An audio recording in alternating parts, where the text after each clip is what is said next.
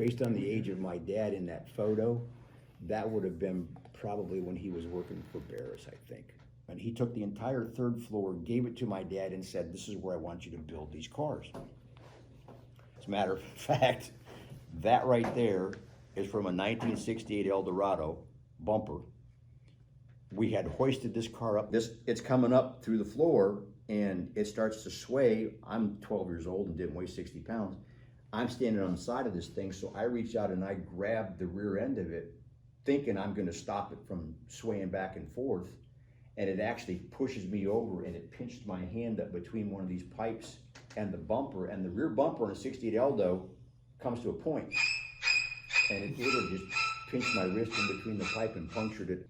One of the big things that was really popular in Detroit were these pimp cars. We were building custom Cadillacs for these pimps. And these guys would come in, and we would, I mean, there's a movie back then, again, when I worked at that movie theater, there was a movie called Superfly. Yes. And if you go look, that was all that. That's what they did. We did a bunch of those then. George was not, by any stretch of the imagination, George couldn't do anything. I didn't know that. Oh, no. He was not a car customizer. He was a heck of a promoter. He was probably one of the premier promoters in the world. I mean, he would go out there and talk the stuff, but as far as actually building anything. And then there was another photo I think you sent that was, and that's why I asked when you sent the email, like, wow, how'd you get your hands on these? How were these with the Knievel car? Because that was all stuff that was from well before that Knievel car was ever done. And there's the car, the bed car.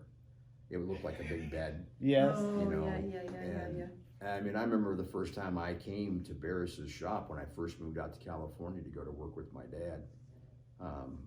I saw the Batmobile sitting in there, and again, as a kid, you know, when I grew up at my age, that was the biggest thing on TV was the TV show, the Batman series. And so I saw it sitting over there, and I thought, oh my gosh, that's the Batmobile. And so I went over to actually look at it, and in the center console of the car was literally a Fisher-Price toy telephone. And I looked at that and I thought, wait a minute, Batman and Robin didn't use a toy telephone. This is just, right. This is phoning it up, and yeah. I realized then as I started to hang around there and work there, 95% of that stuff, it didn't run, it didn't start, those motors weren't functional. You know, the Munster coaches that were there, they had these big Hemi motors with blowers and stuff on them. None of that stuff ran. None of it had a drivetrain in it. It was just all pushed off of a trailer and put into a car show, and people would come and look at it. You know, obviously there were some functional versions of most of it, but the overwhelming majority of it was just literally for show. Yeah, I remember seeing the Dragula and in one of the because there were multiple tractor trailers that had these cars in them. And we had like 5 of them at my dad's house. And you'd open up the back of these tractor trailer doors, and here's all these custom cars just sitting inside here that are just all in storage for various reasons. And the Dragula was one of them. Oh, really? And again, yeah. same thing. I remember walking around and looking at it, and this massive motor on it, and I just thought, wow, this is the coolest thing in the world. And then you realize it doesn't run. It doesn't, you know, it's never been started. It's just, you know, it's tires and a frame and some stuff, and you know, but see again, where George made the majority of his money was off the models.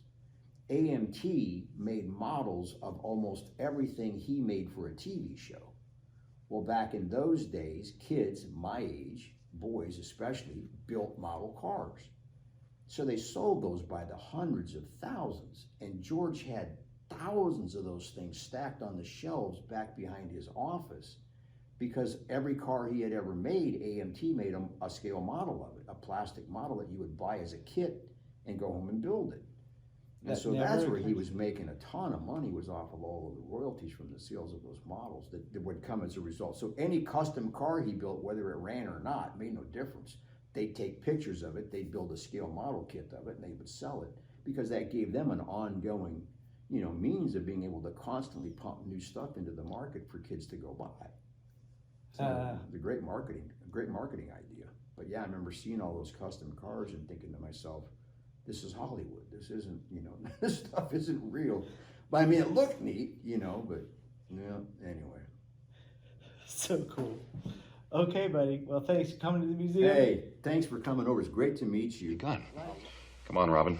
We've got a date at the museum.